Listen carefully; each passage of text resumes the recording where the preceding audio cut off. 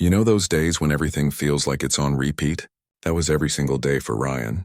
Same coffee shop, same corner seat, same order. Large cappuccino, extra shot, no sugar. The barista didn't even ask anymore.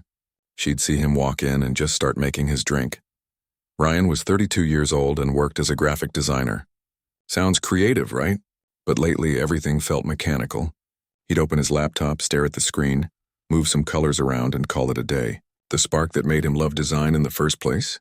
Hannah completely disappeared. It was a Wednesday afternoon. Nothing special about it. The coffee shop was packed with the usual crowd. Students with their headphones on, typing away at their essays. A few remote workers taking video calls in the corner. That one old man who always read the newspaper and never ordered anything except black coffee. Ryan knew all these faces, but he'd never actually talked to any of them. They were just part of the scenery. He sat down at his usual table by the window, the one with the wobbly leg that he'd learned to balance by sliding a folded napkin underneath. His laptop screen glowed with a half-finished presentation for a client. Some corporate logo redesign, the kind of work that paid the bills but didn't excite him anymore. 2 years ago, Ryan had gone through a breakup. The kind that leaves marks, not the angry kind with shouting and drama, but the slow, painful kind where two people just drift apart until there's nothing left to hold on to. After that, he'd built walls. Thick ones. His friends tried to help. They'd invite him to parties, try to set him up with people they knew. He always found excuses. Too busy with work. Too tired. Not ready yet, but the truth? He was scared. Scared of feeling that pain again. Scared of letting someone in only to watch them leave. So he chose the safe route. The predictable route. Wake up, work, coffee shop, home, sleep, repeat. His phone buzzed. A message from his best friend, David. Drinks tonight? Come on, man. You can't hide in that coffee shop forever. Ryan typed back quickly. Big deadline. Maybe next week. It was a lie. There was no deadline. But it was easier than explaining that he'd rather sit alone with his laptop than pretend to have fun. He took a sip of his cappuccino. It had gone lukewarm. He hadn't even noticed. That's how checked out he was. Going through the motions, but not really living. Just existing. Outside the window, people rushed by. Everyone seemed to have somewhere important to be. Ryan used to be like that. Full of energy, full of dreams. He'd moved to the city 6 years ago with big plans. He was going to create meaningful work, make a difference through design, maybe start his own studio one day. But somewhere along the way, the dreams got smaller. The fire dimmed. Now he just wanted to get through the day without any complications. The coffee shop door opened and closed constantly.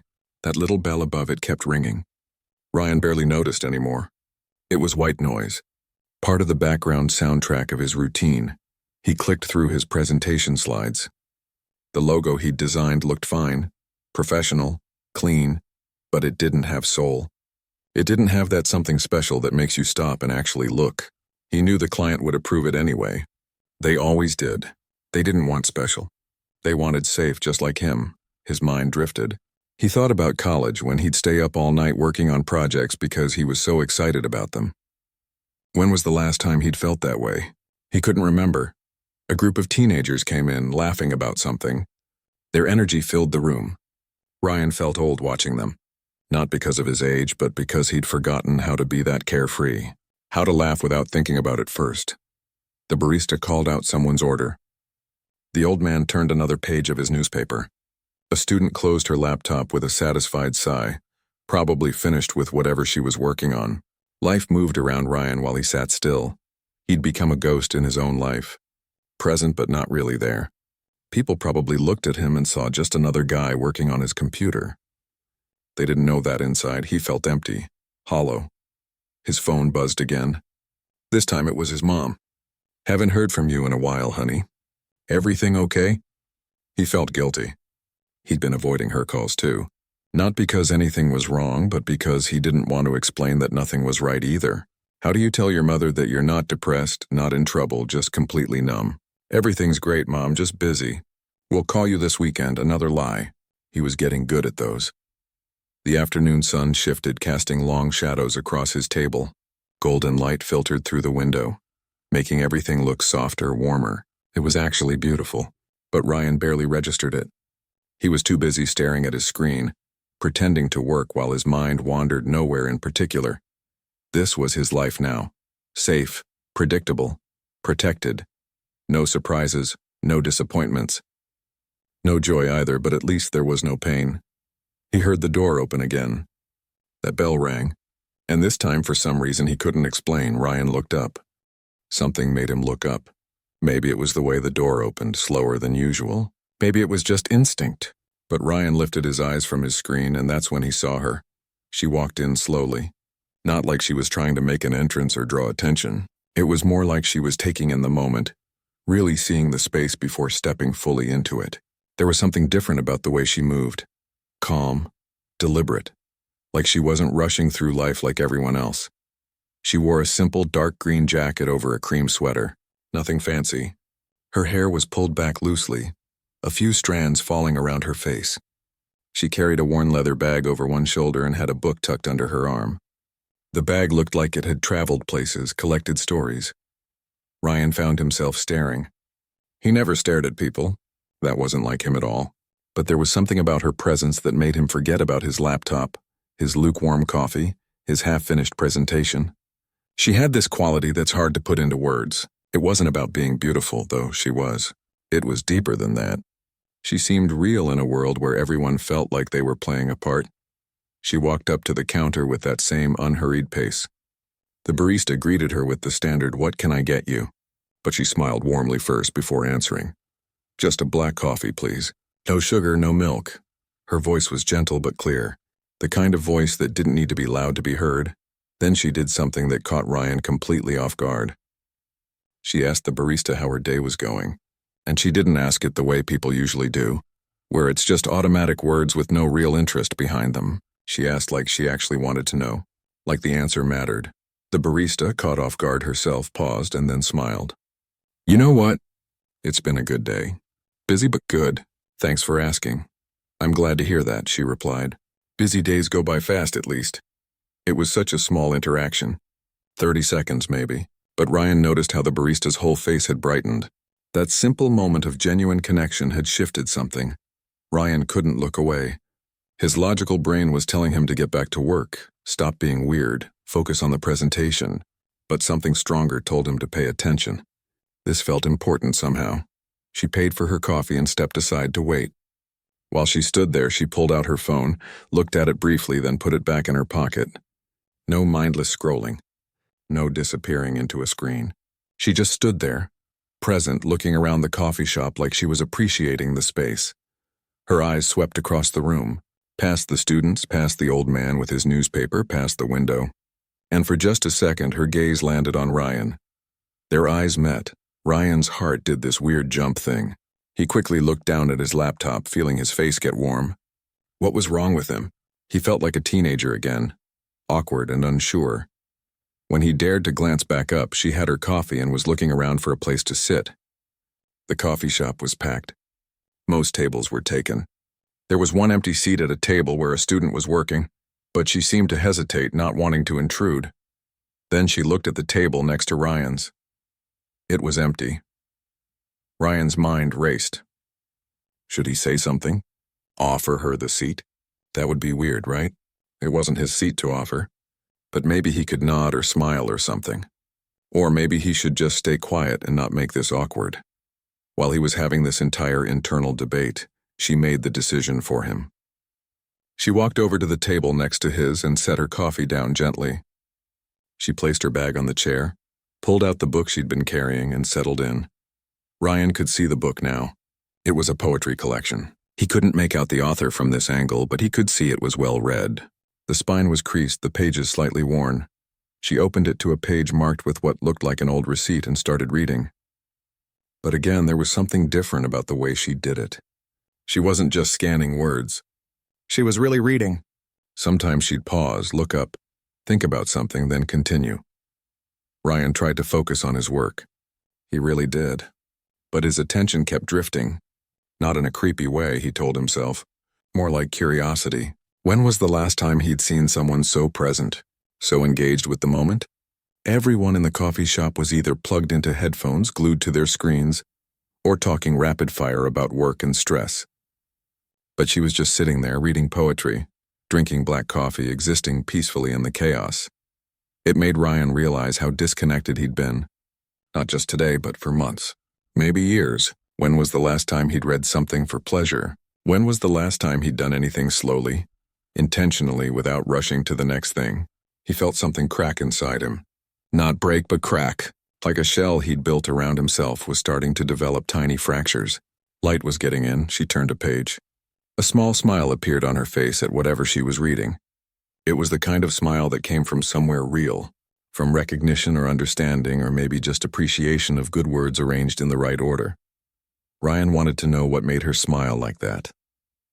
He wanted to know what book she was reading. He wanted to know her story. And that desire, that curiosity, that interest in another human being was something he hadn't felt in so long that it almost scared him. He looked back at his screen. The corporate logo sat there lifeless and boring. Everything felt lifeless and boring compared to the simple act of someone reading poetry in a coffee shop. The afternoon light shifted again. The coffee shop hummed with its usual noise. But something had changed. Ryan had woken up from his routine, even if just for a moment. He didn't know it yet, but his ordinary day was about to become anything but ordinary. Sometimes life shifts in an instant. Sometimes it shifts when someone walks in slowly and reminds you that there's another way to be in the world. Ryan took a deep breath. His hands were actually shaking slightly. He felt ridiculous, but he also felt alive. And then something happened that would give him the chance he didn't even know he was waiting for. She was sitting there, completely absorbed in her book when it happened. She reached for her coffee, and her hand accidentally knocked against the book. It slid off the table and fell toward the floor. Ryan's reaction was pure instinct. He reached out to catch it at the exact same moment she bent down to grab it. Their hands didn't quite touch, but they came close enough that Ryan could feel the warmth of her presence. "Got it," they both said at the same time, then laughed awkwardly. Ryan picked up the book and looked at the cover before handing it back. His eyes widened slightly. "Mary Oliver," he said almost to himself. She took the book, looking surprised. "You know her work?" "Yeah, Ryan hesitated. When was the last time he'd mentioned this to anyone? "I used to read her stuff all the time in college. There's this one poem, Wild Geese, that kind of changed how I thought about things." Her face lit up. "That's actually the page I was just reading." There was a pause. One of those moments where both people know a door has opened, and someone just needs to walk through it. "I'm sorry. I don't mean to interrupt your reading," Ryan said, already regretting speaking up. "No, please," she said quickly. "It's nice to meet someone who reads poetry. Most people look at me like I'm strange when I pull out a book in public. Can I ask, what made you smile? Before, when you were reading?" She glanced down at the book, then back at him. It was the line about letting the soft animal of your body love what it loves. "I don't know, it just hit me right then, like permission to stop trying so hard all the time." Ryan nodded slowly. Yeah, I get that. Do you want to sit?" she asked, gesturing to the empty chair at her table. "I mean, only if you're not busy. Your laptop looks very official over there." Ryan looked at his screen, the boring corporate logo, the presentation he didn't care about, then back at her. "No, I'm not busy," he said, closing his laptop. "Not with anything that matters anyway." He moved to her table, bringing his coffee with him. His heart was beating faster than it should for such a simple action. "I'm Lily," she said, extending her hand. "Ryan." He shook her hand. Her grip was firm, confident. "So, Ryan who reads Mary Oliver, what do you do when you're not hanging out in coffee shops?" "I'm a graphic designer. Or at least, that's what my business card says. Lately I'm not sure what I am." Lily tilted her head, interested. "That sounds like there's a story there." Ryan surprised himself by actually telling the truth. "I used to love it. Creating things, solving visual problems, all of it. But somewhere along the way it became just a job. I design logos for companies I don't care about, make everything look professional and clean, and somewhere in that process, I forgot why I started doing this in the first place." "When did you realize that?" "Honestly, about 5 minutes ago when I saw you reading that book." Lily laughed, but not in a mocking way. "That's quite an effect for someone just sitting here with coffee." "It sounds ridiculous when I say it out loud." "No," she said firmly. "It doesn't.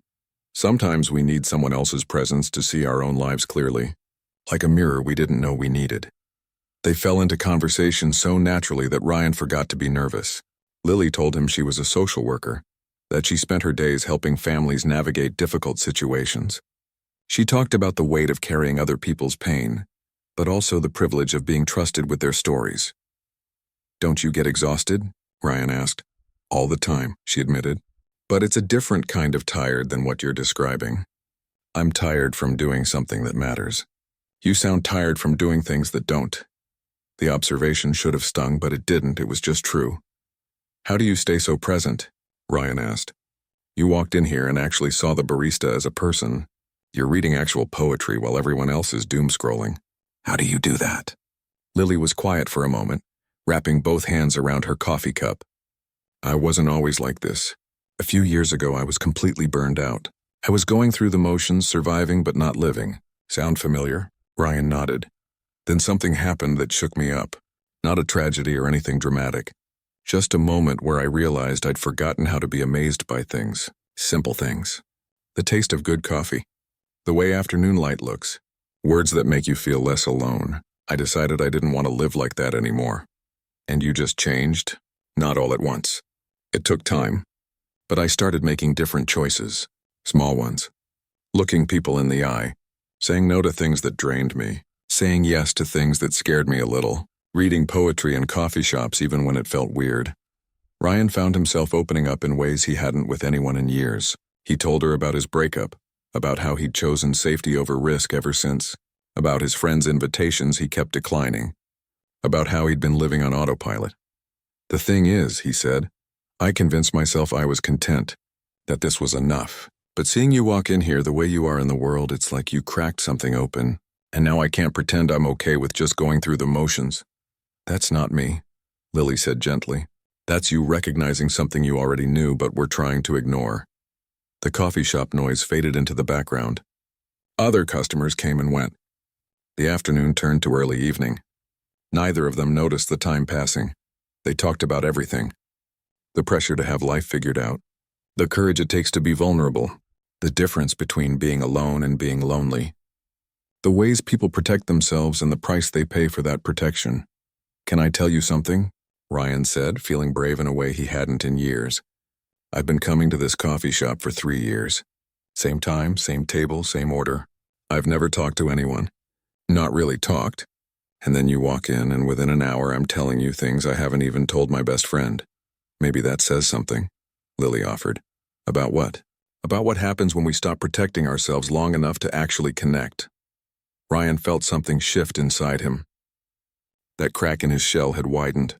He could feel vulnerability flooding in, and instead of terrifying him like it usually did, it felt like relief. "Thank you," he said quietly. "For what?" "For being real. For reminding me that's still possible." Lily smiled, but there was something sad in it. Something Ryan didn't understand yet. She glanced at her phone and her expression changed. "Ryan, there's something I need to tell you," and just like that, the moment shifted. The warmth in the air cooled slightly. Ryan felt his stomach drop before she even said the words. "I'm listening," he said, even though part of him wanted to stop her, to freeze this moment before reality came crashing back in.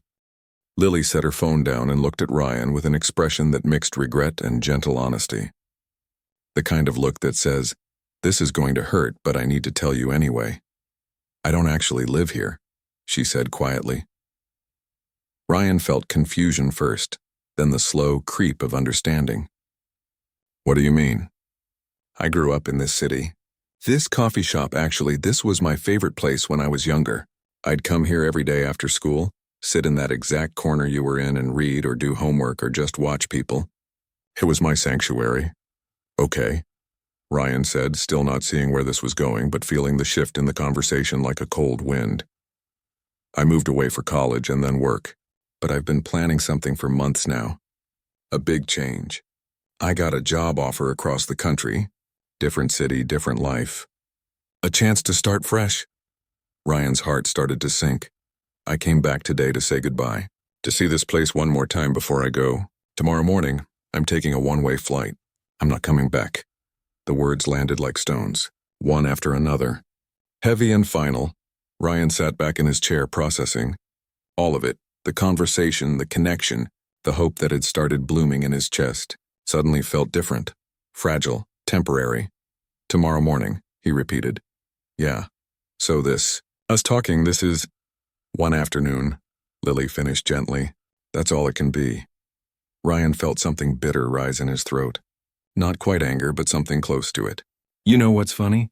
The universe has a twisted sense of humor. I finally open up to someone after 2 years of keeping everyone at arm's length, and she's leaving in, 12 hours? I'm sorry. Don't be sorry, Ryan said, running his hand through his hair. You didn't do anything wrong. This is typical. This is exactly why I stopped putting myself out there. They sat in silence for a moment. The coffee shop had gotten quieter. The evening crowd was different from the afternoon one. Fewer laptops, more conversations. Can I say something? Lily asked. And please don't take this the wrong way. Go ahead, this isn't about me leaving. Not really. This is about you being scared that any connection will end in loss. And you're right, sometimes it does. But Ryan, every connection ends eventually. People move. Relationships change. Nothing stays the same forever. But that doesn't make the connection meaningless. Ryan wanted to argue, but he couldn't. She was right, and they both knew it. I saw you when I walked in, Lily continued, before we even talked. And you know what I noticed? You looked like someone who'd forgotten how to hope. Like you were there, but not really there. And I recognized that because that's exactly how I used to be. So what changed for you? I decided that being safe wasn't the same as being alive. I'd built this comfortable life that didn't hurt but didn't excite me either. Everything was fine, but nothing was great. And I realized I was just waiting for something to change, for someone to save me, for life to magically get better. But that's not how it works. So you're running away? Ryan said, and immediately regretted the harshness in his voice. Lily didn't flinch. Maybe a little. But I'm also running towards something. A chance to do work that matters more. To be in a place where I don't have old patterns and old versions of myself holding me back. Sometimes you need distance to become who you're meant to be. And what about connections? What about the people you're leaving behind? The people who matter will understand. And the connections that are meant to last will find a way. But Ryan, here's the thing. You can't build a life around the fear of losing people. That's not protection. That's prison. Ryan felt the words hit home. He'd been in prison. A comfortable one, but still, walls he'd built himself. One brick at a time until he couldn't see out anymore. This conversation, Lily said, her voice softer now. This connection we've had today, it's real, and it matters.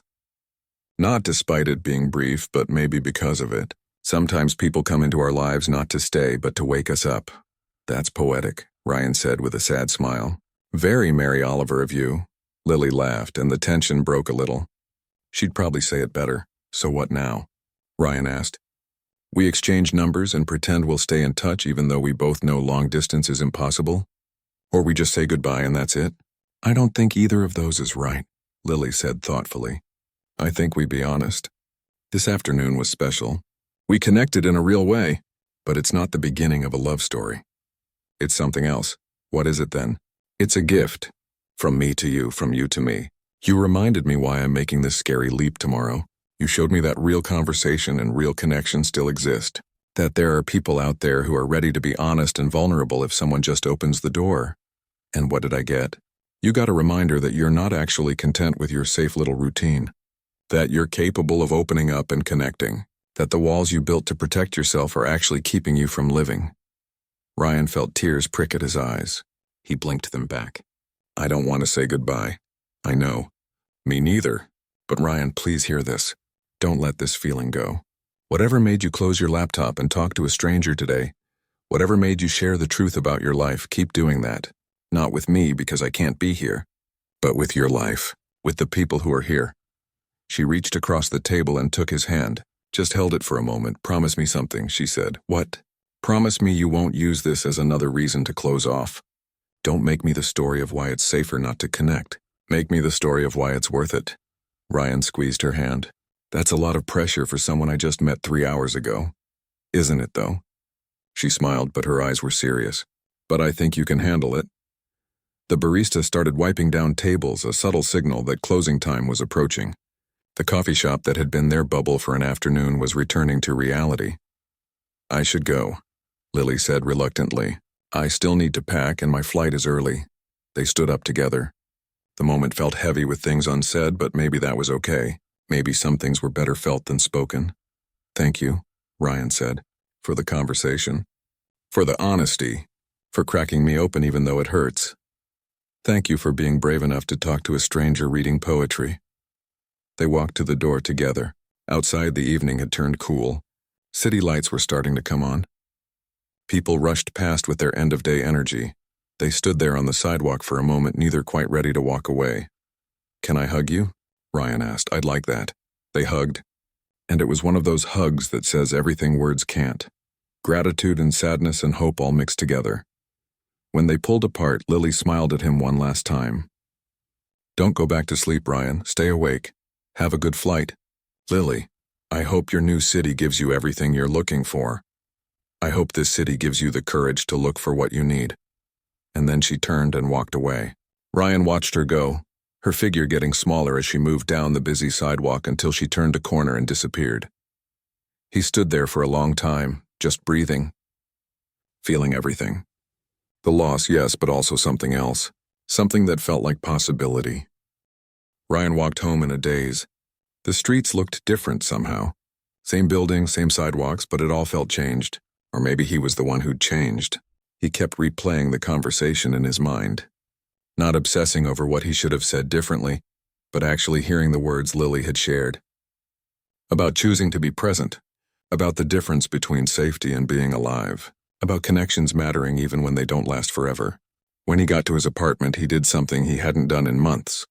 Instead of turning on the TV or opening his laptop, he sat by the window and just looked out at the city. Lights twinkled in countless windows. Each one a life, a story, someone experiencing their own version of joy or pain or just ordinary existence. He felt more awake than he had in years. It hurt a little. Being awake after you've been numb for so long is uncomfortable, but it was a good hurt, the kind that means you're alive. Ryan couldn't sleep that night. His mind kept moving. He got up around 2 in the morning and did something he hadn't done since college. He started writing. Not for work, not for a purpose, just writing. Thoughts, feelings, observations about the day, about Lily, about himself, about what he'd been doing to his own life. The words came slowly at first, then faster. He wrote about the prison he'd built, about how he'd confused surviving with living, about the moment Lily walked into that coffee shop and somehow everything shifted. He wrote until the sun started to rise, until his hand cramped and his eyes burned. When he finally stopped, he had pages and pages of messy, honest thoughts. It wasn't poetry or anything beautiful, but it was real. It was him. He thought about Lily on her plane, starting her new adventure. He hoped she was feeling brave instead of scared. He hoped her new city welcomed her. He hoped she found whatever she was looking for. And he realized something important. She'd given him a gift, but not the one he'd initially wanted. He'd wanted her to stay, wanted a chance to see where the connection could go. But instead, she'd given him something more valuable. She'd shown him a mirror. She'd woken him up. And now it was his responsibility to stay awake. The next few days felt strange. Ryan went back to the coffee shop, back to his usual table. But he didn't just open his laptop and disappear into work. He looked around. He noticed things. The barista's name tag said Jennifer. He'd been coming here for 3 years and never knew her name. "Good morning, Jennifer," he said when he ordered. She looked surprised, then pleased. "Good morning. You remembered my name. I should have asked it years ago." Small things. That's how it started. Small choices to be more present, to actually see people instead of just passing by them. Ryan called his mom back. They talked for over an hour. He told her the truth about feeling stuck, about his encounter with Lily, about wanting to make changes. "I was wondering when you'd wake up," his mom said gently. "I've been worried about you, honey." "I know, Mom, I'm sorry." "Don't be sorry. Just be honest. That's all I've ever wanted." He met up with David for those drinks he'd been avoiding. And instead of making small talk, Ryan actually opened up. "I've been hiding," he told his friend. "From everything. From feeling anything real." David looked at him seriously. "I know, man. I've known for a while. I just didn't know how to reach you. I'm trying to let people reach me now." "Good, because we've missed you. The real you." At work, Ryan took a risk. He pitched a project to his boss, something personal and creative instead of just another corporate job. To his surprise, his boss was interested. "This is different," his boss said, looking at Ryan's sketches. "This has life in it. Where has this been hiding?" "I forgot I could create things that mattered," Ryan admitted. "I'm trying to remember. Not everything changed overnight." Ryan still had days where he wanted to hide, where the old, comfortable numbness seemed easier than the vulnerability of being present. But now he recognized those moments for what they were: fear disguised as safety. He started going to a local writing group. Just showed up one Thursday evening, terrified but determined. He shared some of what he'd written that sleepless night, expecting judgment or indifference. Instead, a woman in the group nodded and said, "I felt every word of that. Thank you for being brave enough to share it." Brave. That word kept coming up. Being brave enough to be real, to be seen, to risk connection even knowing it could end. 6 months passed. Ryan was in the coffee shop again, but everything was different. He was working on a passion project, something that combined design with storytelling, something that actually meant something to him. Jennifer, the barista, brought him his coffee without him having to ask, but now they chatted for a minute. Now he knew she was studying art history at night school. Now she knew about his project. Ryan had started dating again, too. Nothing serious yet, but he was open to it. The walls weren't completely down, but there were doors now. Windows. Ways for light and people to get in. He glanced up from his laptop and noticed someone new in the coffee shop. A woman with short hair, wearing paint-stained jeans, setting up a small easel by the window. She was going to paint right there in the middle of the chaos. The old Ryan would have looked away, gone back to his work, stayed in his bubble. But he wasn't that Ryan anymore. He saved his work, closed his laptop, and walked over to her table. "That's brave," he said, gesturing to the easel. "Painting in public." She looked up and smiled. "Is it? I guess I just wanted to capture the light while it was perfect. I'm Jade, by the way." "I'm Ryan." And just like that, a conversation started. Natural, easy, real. While they talked, Ryan thought of Lily for a moment, wondered if she was happy in her new city, if she ever thought about that afternoon in the coffee shop, if she knew what her brief presence in his life had sparked.